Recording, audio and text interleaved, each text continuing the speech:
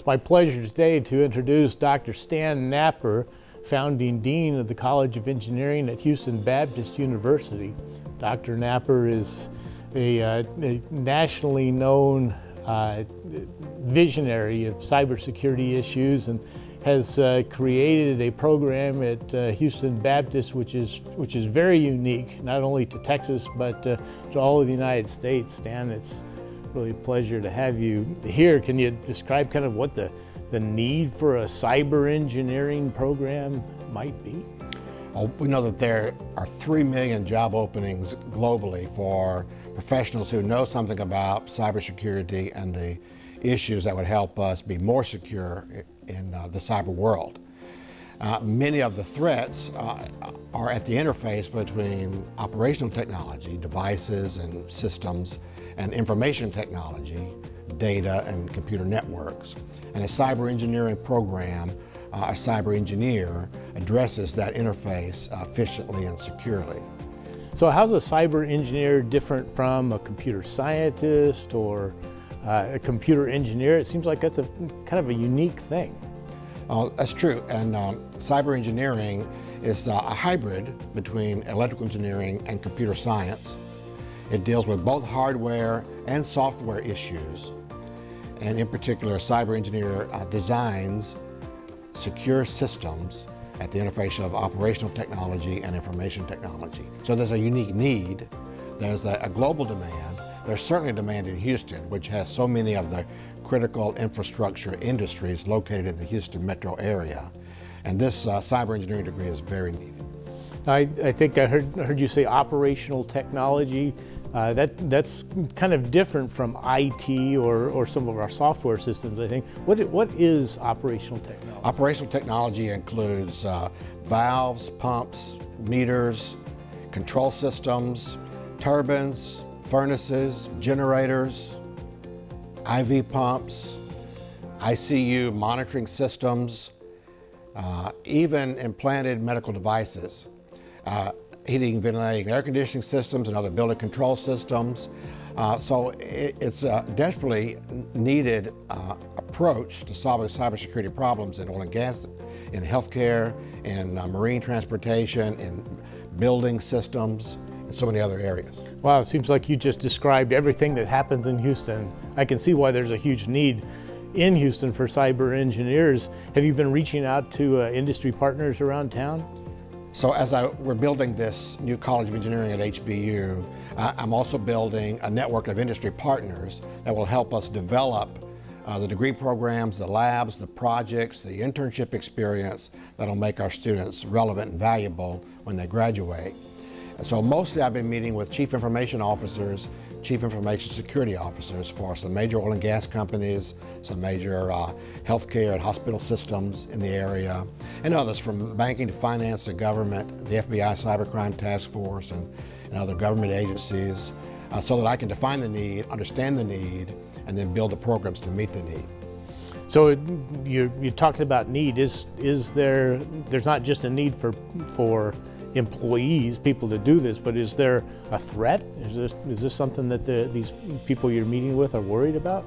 Well, so if you read the news and you see the breaches where someone has stolen patient medical information or a credit card or the financial information, and those threats exist, and we have to do everything we can as a nation, as a corporation, as a government agency to prevent the theft of information. But the threats that we're concerned about in cyber engineering are the threats where a virus, some malware, or some other attack would cross over from the information network, from the computer systems, into the operational technology that I mentioned before. And a single breach there could be catastrophic for a refinery or a chemical plant or a large cargo ship.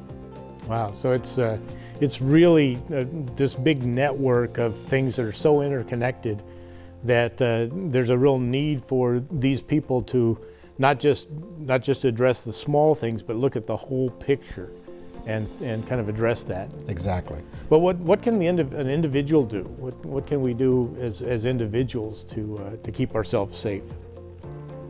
So as families, as dads, as employees, as managers, we have to be aware of the threats and the different types of threats. We have to be vigilant in maintaining the security of our own computer, our own phone, and other information transfer devices. And we have to use the wisdom that's available on protecting that information. We have to be ethical about how we handle our corporations, our employers' information. So in that sense, you could say that security is everyone's job. I once had the opportunity to visit a laboratory at the National Security Agency. They took me into a facility that was laid out like a house. There was a kitchen, a bedroom, a bathroom, a living area. We walked through there and they identified devices in each room that were connected to the internet and to each other. And they talked to us about ways that bad actors could cross into the entire network of that home through a computer, through a wireless crock pot, through an indoor weather station. Of course, they were working to develop techniques to counter that and prevent that. But when I asked, how are you going to protect us, thinking that that was the job of the National Security Agency, the director that spoke to us said, well, we're not. There's no way that we can handle all of that. We have to reach the point where every citizen is a cyber warrior. In other words, prepared and trained to manage their own information, their own devices and control systems. So at one end, the individual's the first line of defense.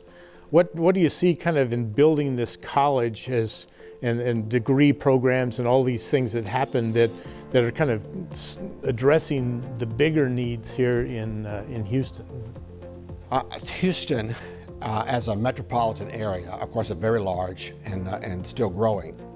But one of the things that I think may be unique about the Houston metro area is that in this region, you would find all 16 of the critical infrastructure industry sectors that the Department of Homeland Security identifies. Whereas before, and even in other large metropolitan areas, you would find some of those critical infrastructure sectors, but they're all here. Water distribution and wastewater, and electrical generation, and financial information management, as well as energy systems, healthcare systems, transportation systems. All 16 of those systems are here. So it's especially important here in the Houston metro area. So the new College of Engineering at Houston Baptist University, it's not just cyber engineering though, is it? There are other degree programs that have come online at the same time. Want to talk a little bit about those?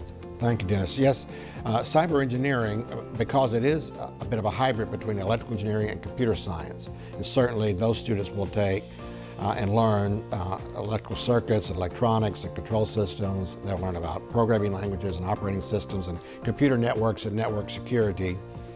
And therefore, since we're teaching those things as well, we opened up more traditional career paths for students who would get an electrical engineering degree or computer science degree. And those are pretty broad and well-established disciplines. Our approach to those disciplines, though, will have a cybersecurity flavor. We've identified some curriculum threads that our students will begin learning in their first year courses and then learn more advanced concepts until they become juniors and seniors. And cybersecurity, for example, is a curriculum thread that all of our students will learn in any of these 3 degree programs. So you've got the college on the road. You've got your first class of students here. They're being in the classes and learning right now. You've come a long way in a really short amount of time. Really excited to see what the future has for you. What God's going to do for you guys. What are your thoughts about the future and where this program's going? I want to answer about the future of cyber engineering generally, but also about our program. Certainly we are growing. This has been the first year and we met our targets for enrollment, for the faculty, for the funds we needed to build the labs and putting the labs in place. And our goals and plans are ambitious, but we are encouraged by the number of students that have already applied for next fall. The university has processed 1,000 applications for students who have come into the College of Engineering, of which they've admitted over 350, almost 400 students have been admitted. And we're working to encourage and motivate all those students to actually enroll in our classes. And the need is great. More broadly, for Houston, for America, I'm trying to understand how the attacks are changing, how the responses are changing, how can we be sure that our students, when they graduate 4 years from the time they start, will be prepared to deal with the threats that come across. That's one reason why I've been meeting these Chief Information Security Officers, going to some of their conferences and events, just to learn and to network. I was especially interested in the comments recently at the December meeting of the Chief Information Security Officers in Houston. Their keynote speaker was the Vice President of Security Engineering for Google. He essentially is the CISO for Google, but his title is Vice President of Security Engineering. I take that to mean that they're acknowledging the need for information and devices to work together to be secure. For example, this vice president suggested that Google as a company was moving back toward more physical security, to the extent that instead of a password, you might have a physical key that accesses your computer, and that would keep other people from using your computer. Even if they had the password, they wouldn't have the physical key. And then he also talked about the need to secure the supply chain. Those who are manufacturing your computer systems, your electronic system, your control systems, to the extent that Google was now building manufacturing plants so that they could verify every step along the way of any components that they were using in their devices. And then he also made the point that the human threat is still the largest threat. It's not just devices or technology that we have to be concerned about. And he suggested that what we need most is a new generation of cybersecurity professionals who understand how to engineer the devices and make them more secure. That was confirmation that we were on the right path at HBU in this College of Engineering, this cyber engineering degree. So it sounds like the guy at Google was really kind of giving you a pat on the back for where you're going, whether he knew it or not. He absolutely did. And I attended about 6 conferences in the Houston area last year on cybersecurity, in particularly addressing critical infrastructure assets. And a common theme that I heard was the need for these individuals who can cross over from the IT world, which in some sense has its own culture, issues, problems, preparation, and the OT world we were talking about earlier, which has a different culture and preparation and types of workers and employees. And constantly from the floor, the keynote speakers, the panels were saying we need more people who can cross over and do both. And that's what our cyber engineers should be able to do. Now the thing that makes a program like this unique at HBU is the fact that HBU is a faith-based organization.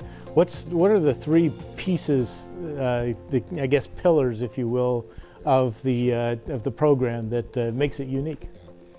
Houston Baptist is, I think, a unique institution for the Houston metro area for engineering in the United States. I was a dean of engineering before I came to HBU.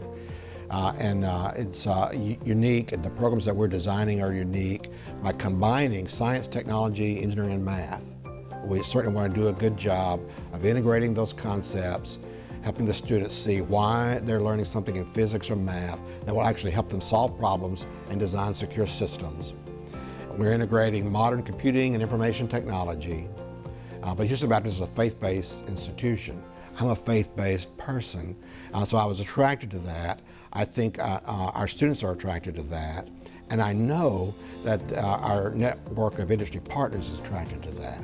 When they talk about the human threat, they talk about the need for more ethical employees and better trained employees who would make decisions and reduce the human threat there. So from the FBI Cybercrime Task Force to the global CISO of Chevron, when I talk about what we're doing at HBU, they say, well, that's the most important thing you've said, Stan. This faith-based component that leads to more ethical decision making, having a foundation of principles that would allow someone to make better decisions. That's a valuable component. So I've said that our College of Engineering are standing on 3 pillars: the STEM field, science, technology, engineering, and math; IT, including computing, information technology; and the faith component. STEM plus IT plus faith. That describes our college. Well, I can't imagine a young person listening to this video not getting all excited about it. If you had just 2 seconds to reach out to that person watching the video, that young kid making this decision, what would you say?